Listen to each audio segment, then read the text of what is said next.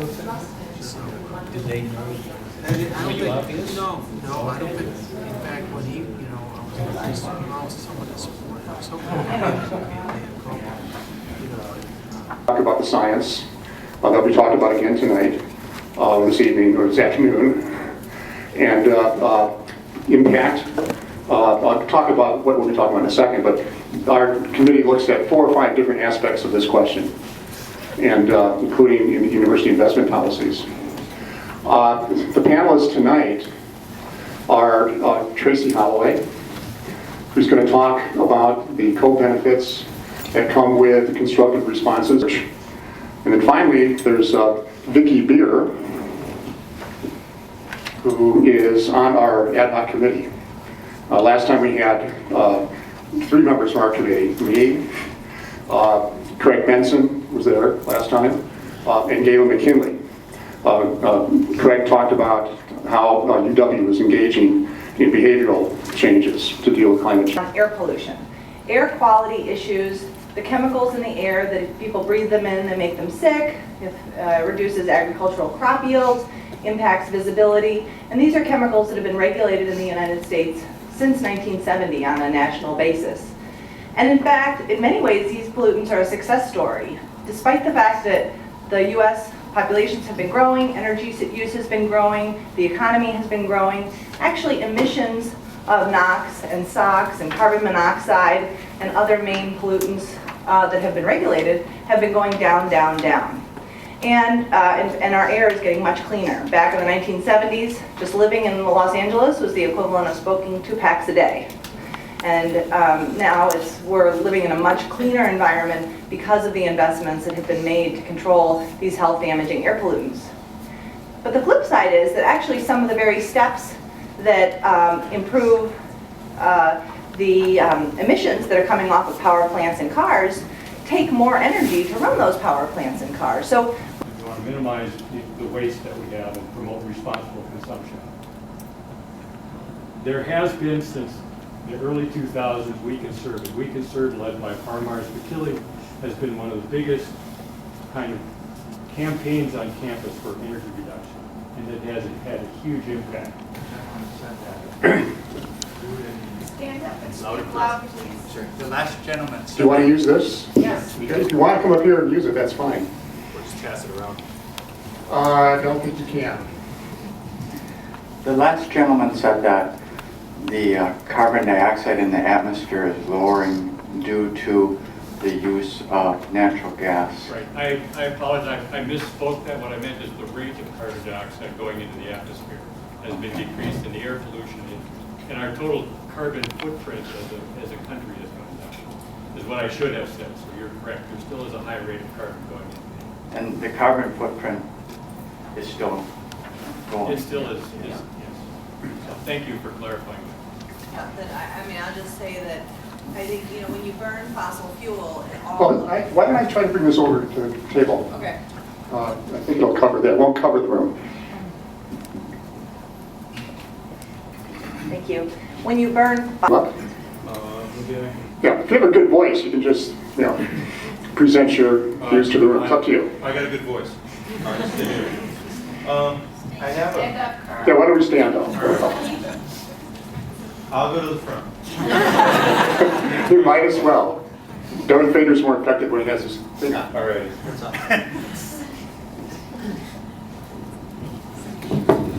Yeah, I have a couple of comments related to Professor Turlock's perspective and also, is it Professor Beer?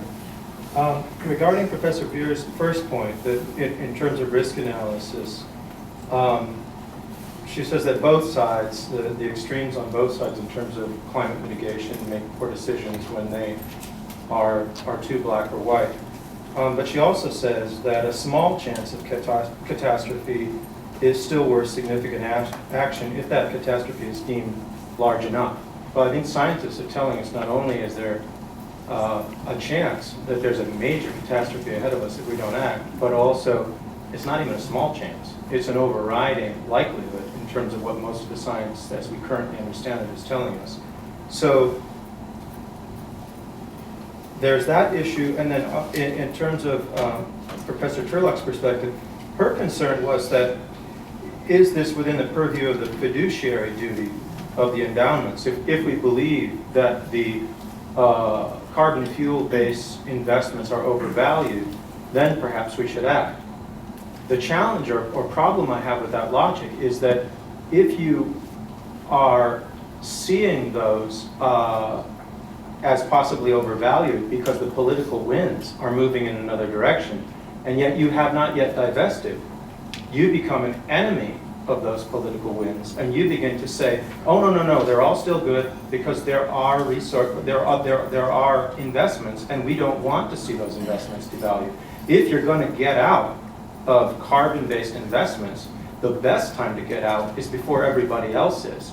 The best time to get out is when you are one of those leaders who say, hey, guess what? This is suicide in terms of sustainability, but it's also, the longer we stay in the game, suicide economically. So we're going to be a leader that moves in that direction. If you do that, other fiduciary institutions, fiduciary concerns might be mad at you because they're seeing a university of some substance backing away from their carbon-based investments, and that might frighten them.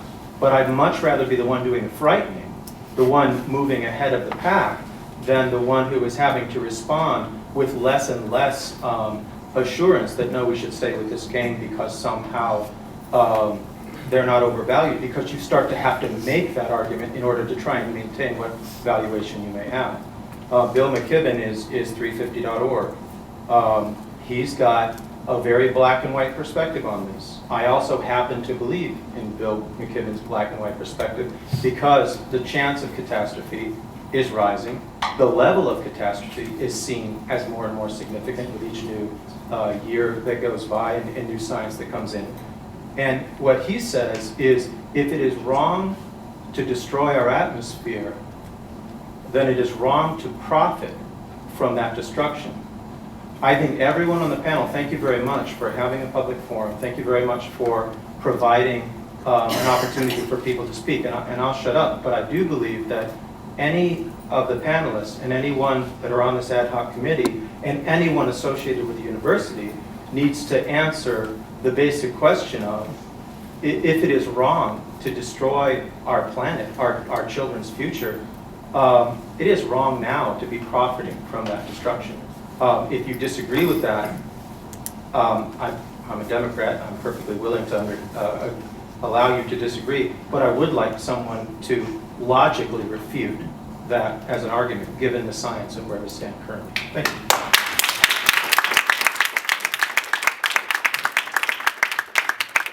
I'll let you respond, and then I'll have something to say too. So this was directed at Vicki and Ann. I want to hold some positions to engage in shareholder activism. Now that assumes that UW then has a body to do that, like that they are set up with some knowledgeable committee of sorts to make these shareholder activism activities, statements, whatever. Doesn't make. Well, I would just say that the best response is to have no shares. That's voting with defeat. And then the other side is, if you say once the decision is accepted, well, everyone with all this financial stake in the status quo is eager to not have that water spill over that dam. They do not want to see the argument turn toward, oh, look, everyone else is starting to divest, because then they'll lose money because they weren't the first ones in. Right. If you're not part of that solution early on, you will be one of the ones holding back change for financial reasons. Well, if we're talking just about the economic side of this issue, which you are, at least part of what you said, it's just that. One, the fiduciary responsibility of the endowment, the W Foundation, does not include these kinds of policy questions. There's speaking right now factually, and I'm going to speak normatively in a second, that there are 15... A good model to follow in regard to what you're describing? I'm speaking about right now, people that we are working with right now. So, yeah, Ken, that's a good question. Maybe John, you know the answer to that? With apartheid, was there a kind of policy, moral justification for investment back Yeah, it's then? my understanding that the university system and the foundation did too. Right, okay, okay. So that's part of it. Second concern is that the economic side, as was pointed out by some of the panelists, we need a kind of concerted, conscientious, this is a problem we're dealing with in terms of the climate, but in a way which takes in consideration all valid concerns. We need a proper kind of risk analysis, a proper kind of balancing. We can't ignore the economic side of this because people's livelihoods are at stake. For the university to want to raise as much money as it can in this endowment is itself a moral concern. We are an educational and research institution. We consider that a moral position in society. And in order to feed that, we need to have appropriate resources. Along that same lines, would we lose those resources if we move to divestment? I don't have a clear answer to that. I was trying to predict the future. But a reasonable argument is made by many that we would lose, A, returns from our investments because we'd have fewer options, and B, we would lose donors. Now, maybe we gain other donors, but that's a question that has to be answered. It's a serious issue. If we lose a lot of wealthy donors, then we're in a worse financial situation as an institution, and we're not going to be able to teach about climate change as well as we did before. Next question. Final point for your consideration. If indeed fossil fuel companies are going to lose money, and so they should be divested from, the foundation's investment advisors already take those kinds of considerations, or take those kinds of concerns into consideration. If they think from a financial standpoint, if they're the experts, not the faculty senate, that there's going to be a downturn here or there's indication that's happening, from a purely financial perspective, they will divest. They divest from things all the time based on their financial extrapolations. So the question then is, who should make that decision? Should it be the university in a political sense, or should it be the financial experts who work with the endowment who might end up doing exactly what you're saying for the reasons that you say? And so will be done. So it's not just a question of what to do, but who does it and how.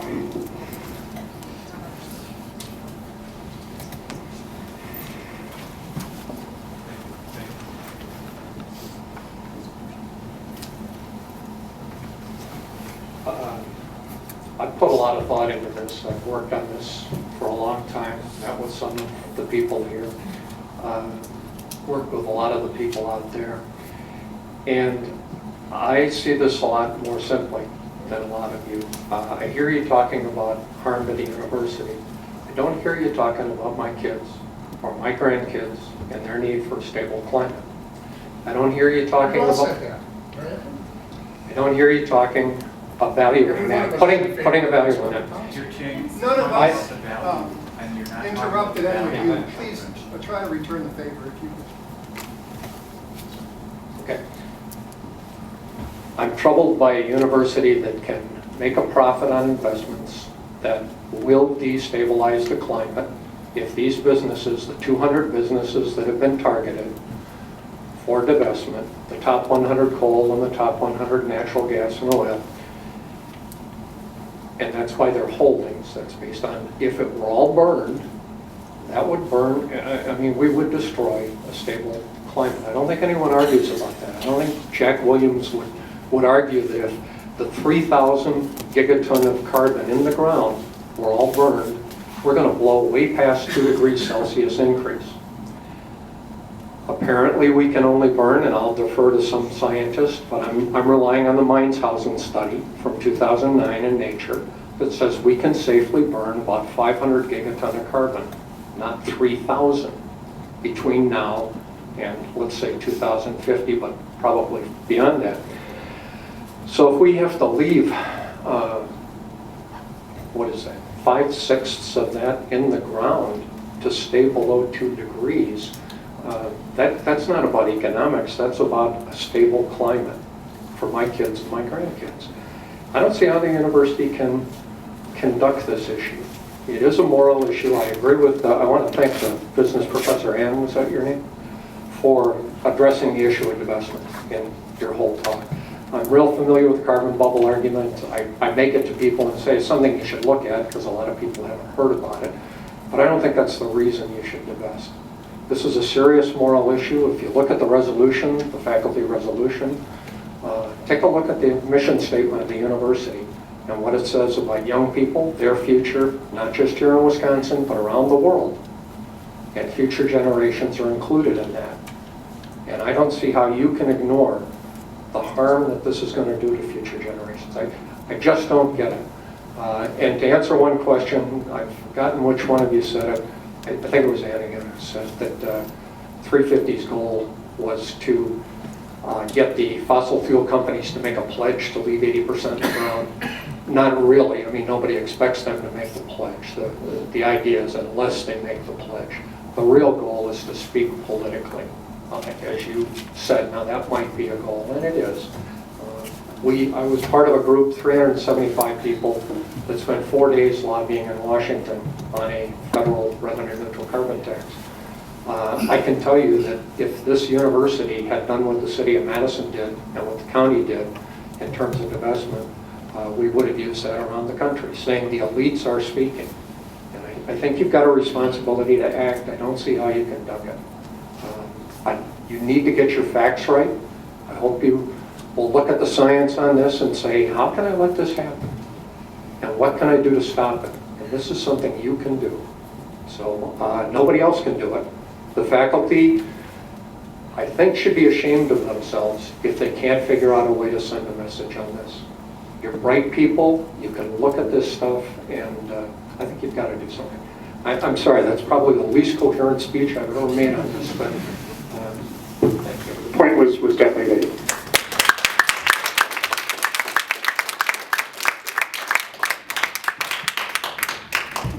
I have a real brief comment into this because I saw a lot of arms going up again. I have kids. I do think we need to do something. What I want to raise the question, And I think one thing that's great about this divestment issue proposal is that we're all in a room and we're all hashing through ideas in a way that we weren't a year ago on this same issue. And it was just as pressing a year ago, but we weren't all sitting in this room and having this discussion. And I think the point has been made that, yeah, it's not either or. But I think that, I guess I just want to say that I don't think that it's fair to take people who have perhaps more nuanced perspectives and to say that you're on the wrong side. Because I think everybody sitting up here, we would not be here if we didn't think this was a very, very important issue that demanded discussion and action. And I think that which action and which order the action should take place is a fair topic for debate. And it's been very valuable for me to hear the comments that have been said by our audience members, and I'd like to hear more of them. Thank you. Okay.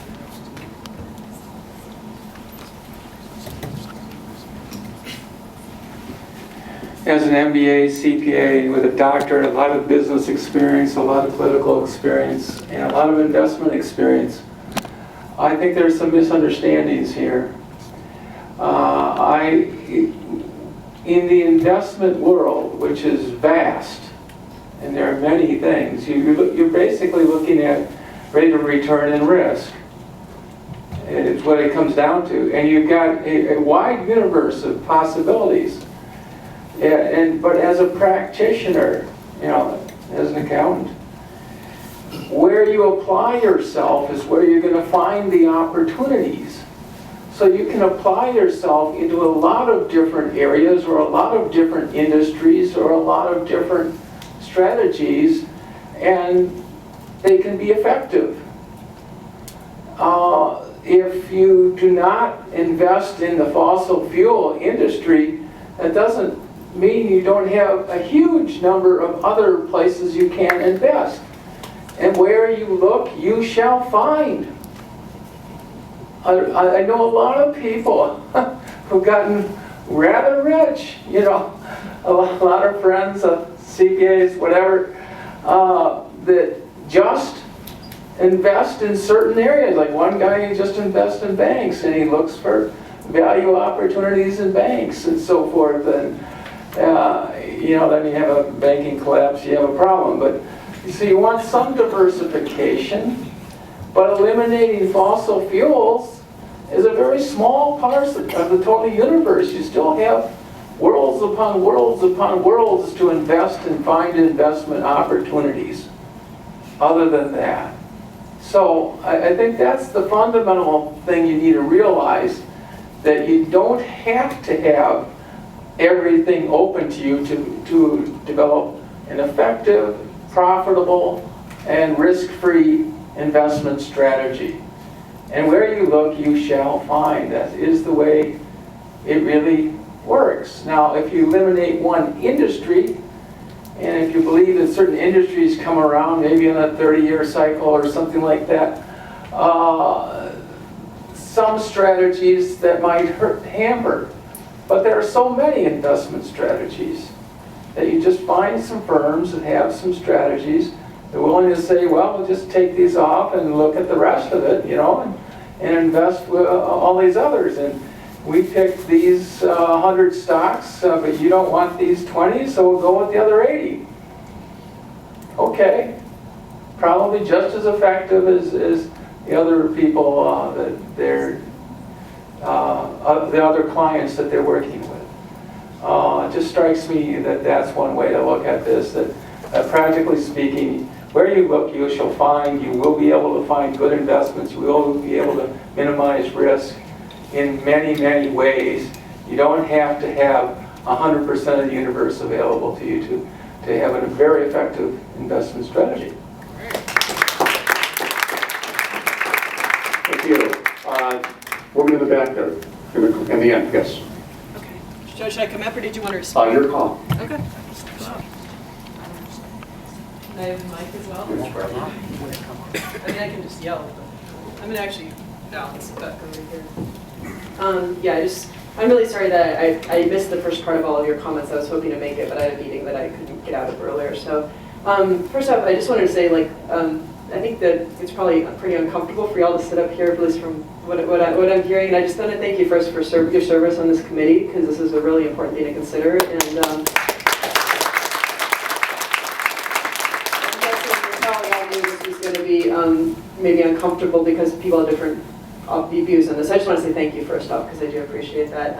My name's Kaya. I actually know several of you to different levels. Hi, John.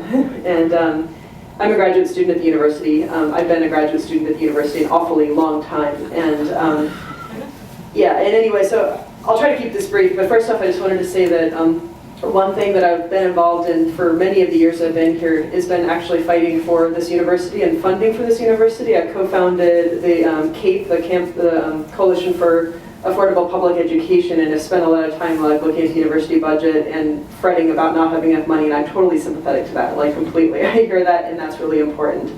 I'm also an environmental studies graduate student, and I just finished a master's in applied economics. But I wanted to talk more from my perspective as an organizer.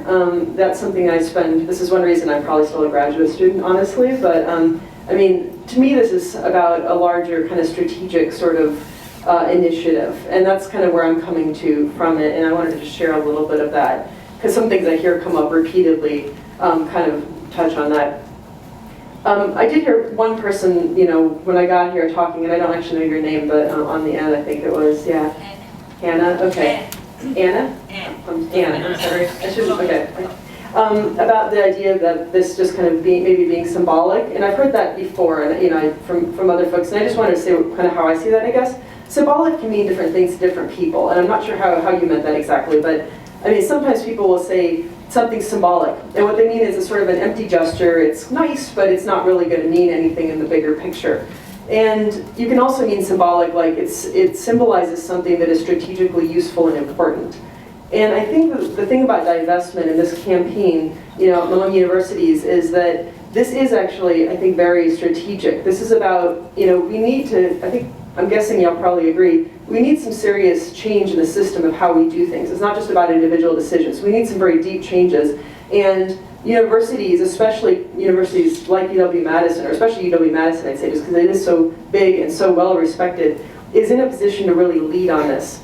You know, if the UW were to publicly say, hey, we're going to divest, and then go ahead and do that, that would open up that possibility for a lot of other campuses and a lot of other, other types of entities that have their funds invested in fossil fuel companies. And that could start, that sort of process of getting kind of what Tracy said earlier about the fact we're talking about this now is a big step forward. Well, this would be like moving it to the next step too, and really start getting this discussion of the fossil fuel bubble and all that out and being talked about more in society. So I would argue that divestment is really strategic, and if it's symbolic, it's in a strategic way, not in an empty gesture way at all. And that also, that 100% divestment is important because from a kind of narrative perspective and a perspective of, what is this story that we're telling of what's our place in history, actually taking a stand and saying this is so important, we are going to divest. If you just divest like 50% or 75%, it's not as powerful as saying we actually are going to do this because this matters.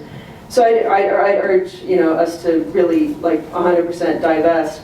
I also just wanted to touch, because this is also something I've heard multiple times come up, not just here, about this idea that this is a political issue. I mean, in some sense, everything's political, right? Anything that's important is political. But I think that with the idea that this is political, one problem with thinking of it that way is that we're allowing folks, some very powerful moneyed interests that have worked very hard to frame climate change as something that is political and we shouldn't touch. It makes it very kind of scary for people, especially at the university, academics. A lot of us don't really, or I shouldn't say us, because I'm not that shy about being political, I guess, but I recognize a lot of faculty don't see the role as something political. As soon as something is framed as political, it gets to be a lot harder to feel like it's within your purview to deal with. But, if there was a, say, massive, outbreak of some new flu virus that was, decimating or potentially going to decimate a large part of the population, I don't think that, the UW-Madison would probably, or the faculty in the medical school would react with, oh, it's political, we shouldn't, take a stand on that or try to influence policy there. So I would argue that this is similar, and really, faculty are in a position as experts, as respected, elite kind of, experts in society, or in a position to really take a stand and say, listen, we're going to push back. This isn't political. This is about, potentially the survival of our species, honestly. I mean, it's a big deal. At the very least, it's about, some potentially very fundamental changes in how our world looks. I'll wrap up here shortly. I know I'm not supposed to be making long speeches. And I just wanted to agree with folks that have kind of said that this is a moral responsibility, and the fiduciary responsibility, I get that. But there, as I understand, and I'm not the expert on this, but as I understand fiduciary responsibility, you do have some kind of wiggle room in there about what that actually means. And divesting strategically like this, if you're especially in an institution like this one where the mission really is to serve the people of Wisconsin and educate the children of Wisconsin so that we have a better tomorrow and all of that, you can definitely argue there's a moral responsibility there to not be making the problem worse, and also to actively lead and try to make things better. And it seems like within the wriggle room, as I understand it anyway, within fiduciary responsibility, there should be room to do that. I haven't heard anybody convincingly say that that's impossible for any reason within fiduciary responsibility. So it seems to me like this really is not just another political issue. I would argue it's not political in the sense of like a partisan thing at all, except that it's been painted that way, and that we have a responsibility to do this. So I would really, really urge the committee to consider recommending full divestment. And I think that 10 or 20 or more years down the line, it'll be pretty clear you're on the right side of history. So just from that perspective, legacy alone, I would urge you to consider it. Thank you.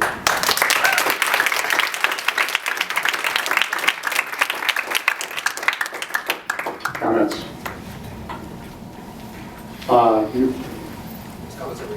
Oh, sorry. Thank you, and I think that a lot of those, there's a lot of passion, a lot of interest, and a lot of wanting to be an example, to lead by example, as we talked about earlier. And with all of those things, we kind of, I think, need to keep in mind too that where we are with some. It says over 5 years. Even 5 years, it is important. I think we just need to see how we begin, because lots of times, yes, if we push up here, we finally start to get the thing to move. It's kind of like leaning on an elephant. You can't push him yourself. You have to kind of lean and let him start to get the movement going. And I think you just keep some of that in mind. Just a few comments, 3 comments in fact, because you asked about what did I mean with symbolic, and I did interpret it the way you were interpreting it. It is a strategic action, if you will. The thought that I had there was a question. Is the endowment set up to make such symbolic, strategically symbolic? University taking a public, gentleman in the far back. I would like to cede to the student up in front, Laura. Oh, okay.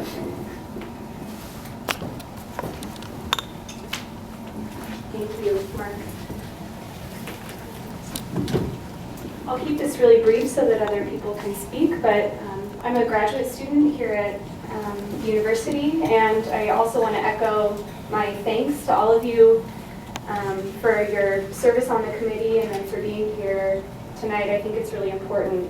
And in that spirit, what I want to say is that as a student, I see us, as Kaya said, I imagine it's very uncomfortable for you to be sitting up there, and what I want to say is that I see us all as, we should all be on the same team, right? We all believe that climate change is real. We all want the university to thrive. We all want there to be a sustainable future for our children and our grandchildren. And so what I would offer as a student, and I would hope that other students would join me in this, is my very strong desire to work with you on some of the empirical questions that I've heard over and over again as concerns about divestment. And so just as examples, one is this question of the fossil fuel bubble. Of course, as you said, Professor, we certainly cannot eliminate uncertainty. No one really knows what's going to happen, but that's an issue that I, and I'm sure many other students, would like to research with you.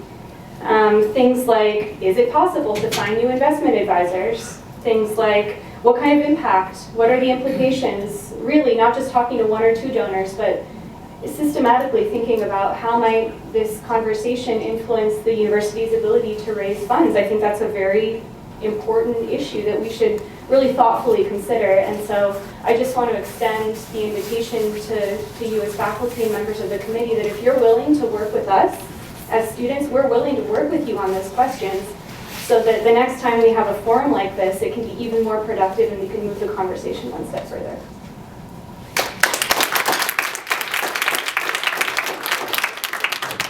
Thank you. Okay. We'll go to the gentleman in the glasses and then the guy behind him with your hand. Yes. Oh, I'm not a gentleman. Oh, I'm sorry. Well, I can't see you. You're behind someone else's. Sorry. That is okay. I'll just stay back here because I have a very brief comment, and that is that at one point during one of the panelists speaking, I heard the comparison made that perhaps divestment is not the most effective way to affect the change we want. Perhaps something like a carbon tax would be more effective or have better consequences down the line.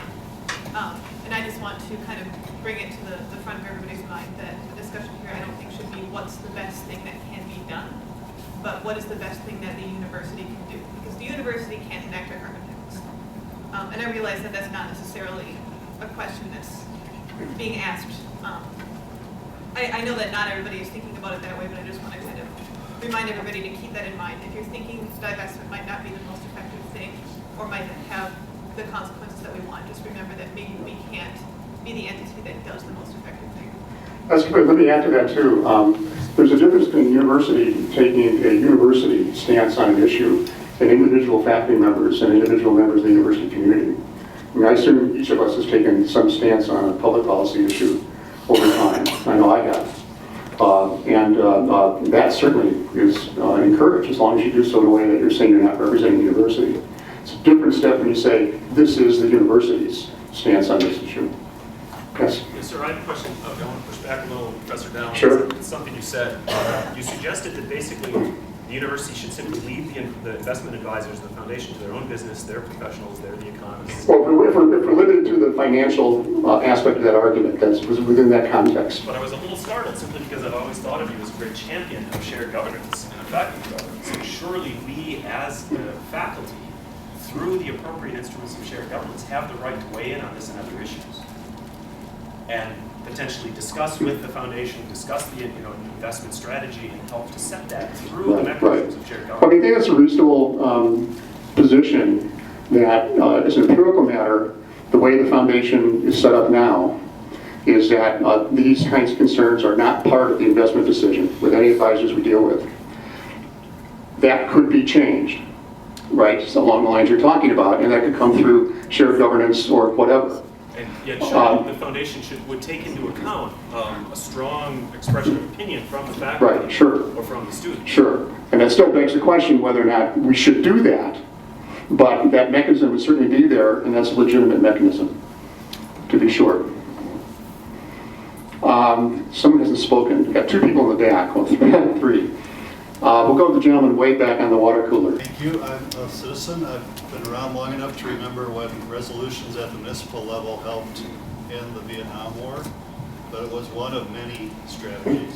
Right. So I would just encourage you as faculty members considering the debate on whether or not to move for divestment, that it's one of several ways to approach the problem. And they're not exclusive of each other. There are already, the environmentalists in this community have already decided all of the above. So they're not acting on their own. I'm a musician, but I've been chairing the climate change group for the federally funded Sustainable Communities effort. And we get inquiries from Madison about what we were trying to put together. Our plan had to be vetted with various members of a 49 partner group. I was calling people in Switzerland who were answering questions raised about thorium nuclear reactors.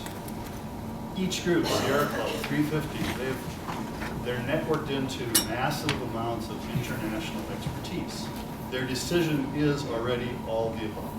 So it's divestment, it's carbon tax, it's also the kind of thing we're going to try and do at the local level, which is inventory all the sources of pollution, including greenhouse gases, inventory all of our potential for renewable energy, and most importantly, inventory all our conservation efficiency opportunities. If you'll note the charts from the physical plant executive, even though they've done a really great job of reducing, the net is the same as it is everywhere in the world, including Germany. So far, no change. People like the Berkeley City Council have been at this 10 years. They're stunned to find out because the per capita has not changed. It has changed, but the capita has grown, so the net is still growing. So what we've proposed at the county level, which hopefully can scale up with people interested in doing that for all the urban counties in the state, similar to what's been done in New York, what's being done under state mandates in California, is we will in Wisconsin eventually elect somebody who will fund the kind of work that local groups will need to do in local communities to tackle the set on. We've set an end goal, not just net neutral, because we have a historical load to take care of for the next generation too, so it's got to be net negative. And we're proposing an approach to get there. I don't know how it'll turn out. I suspect we'll see, we can change the plant that's generating most of our electricity. A great EROEI, or energy return on energy investment, is to convert that to biofuels. It might work here. We have agricultural here big time, so that'll be a new thing that's not been done in many places. We'll find different answers, but some places have found huge opportunities to change very quickly with things like insulating roofs. So at the end of this process, there'll be a public participation. Right. So that's the third thing. You know, we've got investment, we've got the tax, and then the kinds of things some people talk about is what can we do right here, and include all the ICLEI scopes, plus the fourth one our group has proposed. Right, very good. So there's a broad universe of policy responses that can be constructed. And I'm really happy to say Madison 350, the CCL folks, League of Women Voters, Sierra Club have all come on board to support our proposed budget amendment, which comes before the Personnel and Finance Committee next week. It gets into the budget, competing against things like saving homeless people from dying on the Capitol Square this winter. We will be done by next fall. We'll have a plan to reach net negative emissions by 2050. Right. Well, thank you. We're getting close to the end, but do you mind if I can hang around a little bit afterwards and talk. I have a dinner engagement at 6:30 downtown, and I'm happy to talk to people. So, gentlemen there, yeah. And try to keep it very brief, because they have to leave.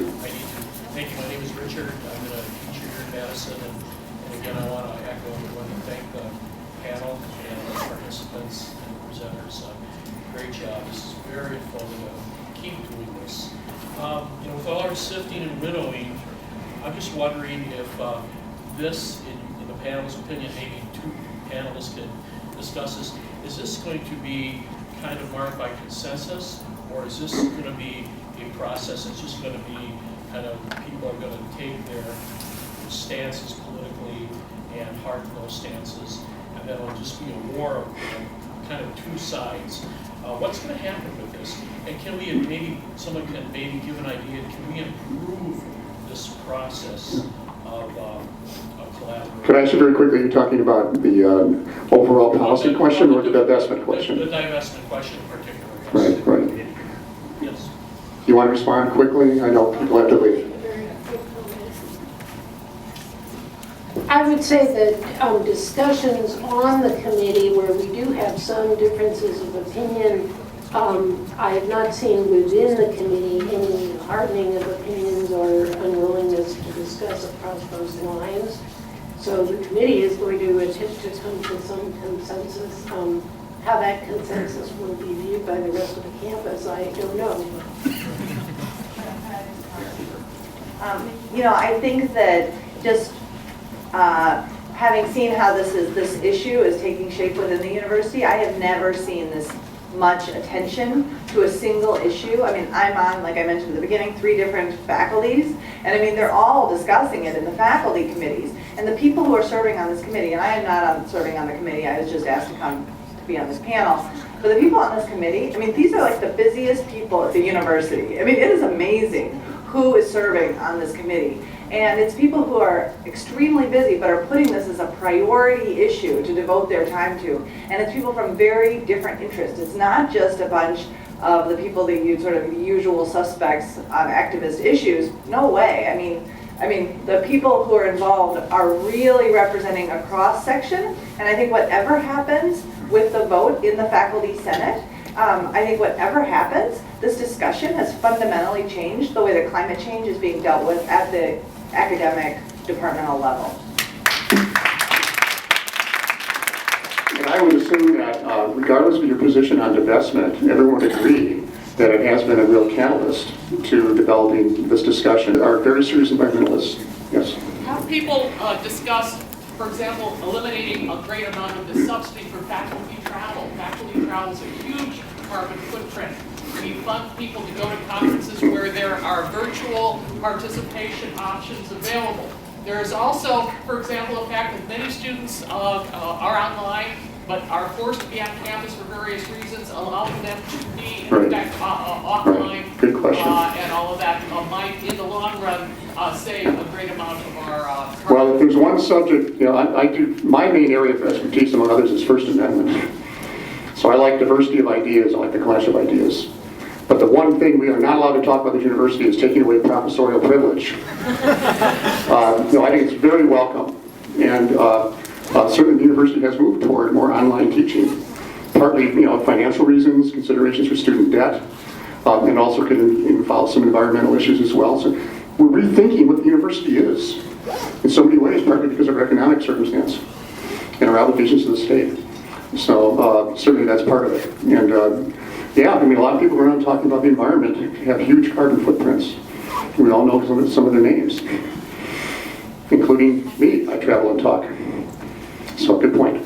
Well, I thank you very much, and I really appreciate the different comments. And to the extent there was tension in the room from a First Amendment perspective, that's a good thing, because it means people are being intellectually honest, morally honest, and are engaging with the issue. So we'll see where this leads. I mean, no matter what happens in the faculty senate, it's only going to be the first step in this process, as someone else pointed out, because there's going to be a lot of unanswered questions. A lot of maybe will be the next stage or next step in talking about these issues and being aware of these issues. That's going to lead to even more discussion. So we'll see where it all leads. Thank you.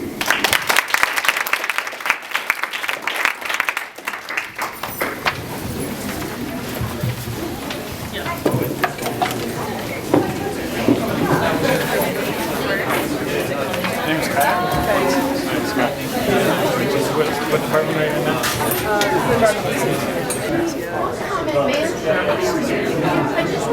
Okay. Whenever you're ready. Give me 1 second. Oh, okay. He's in a conversation with Carl. That's fine. Yeah. You want me to move or is this No, you're good. All right. What do you want me to? Well, what do you think? How'd it go? How did the forum go? Yeah. Well, I only came in halfway through. I came in halfway through the panelists speaking, so I didn't catch everything. But I mean, the reaction for the folks that were here to listen was definitely. It seemed to be, if not entirely. I mean, it seemed like everybody pretty much spoke in favor of divestment, or there was 1 or 2 where they weren't speaking against, definitely, but it was a little hard to tell. But it just certainly seemed like the people in the room wanted divestment. And it was interesting to hear the perspective of the faculty as well, so, on the committee. What's next? Keep asking more questions. I don't know what you want me to actually. What's next? What's next? Well, I think that this is really important. I think that divestment is crucial it's not crucial. Let me rephrase that. I think that divestment is really important strategically, and so it's not an empty gesture. It's really something that if the UW-Madison does it, it will be acting as a leader, and a lot of other folks will actually consider following. And if we can get enough campuses divesting and other entities that have investments divesting, that will have a real impact. It won't just be some empty, nice, feel-good thing. It's not. We're talking about actual a strategic process here, and that's something that I think, like I said, I missed some of the early comments because I had a conflict and couldn't be here, but I feel like that's something that it's hard for a lot of times for folks who aren't usually in the organizing context or thinking about this from a kind of a social change perspective, or maybe focusing on different aspects of the problem of climate change, which there's lots of things you can focus on. But if you're focusing on atmospheric dynamics or something, you may not so easily think about this as in a social change context, and it may be harder to see the picture from the social angle. And I guess that's what I would hope that the folks in the committee, after hearing the comments that were given tonight, will more actively consider, how does this fit strategically into the bigger picture, and how would this actually have ripple effects throughout society. So I think divestment's really, really important. I really hope that the faculty senate ends up recommending a divestment, and that the foundation does take it seriously, and that they then decide to divest 100% and do it, and then act as leaders to help other folks make the same decision. Because we're going to be on the right side of history if we do that, and we're going to be on the wrong side of history if we don't, I think, and we need to take real substantive action, and I think divestment is a very important part of that action that we need to take. Cool. I don't know, just rambling, but